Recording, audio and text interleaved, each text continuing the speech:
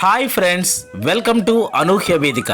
Friends, అనూహ్య వేదిక ఫాలోవర్స్కి, సబ్స్క్రైబర్స్కి అందరికీ శుభధనుర్మాస శుభాకాంక్షలు.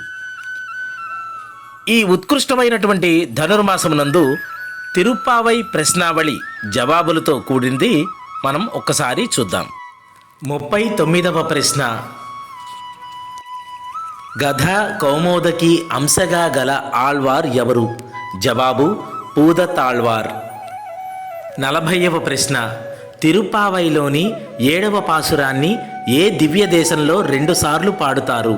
జవాబు శ్రీపెరంబుదూరులోని ఆదికేశవ పెరుమాళ్ దేవాలయమునందు. 41వ ప్రశ్న. కీచుకీచుమని శబ్దం చేసే ఏ పక్షులు తిరుప్పావైనందు ప్రస్తావన చేయబడ్డాయి?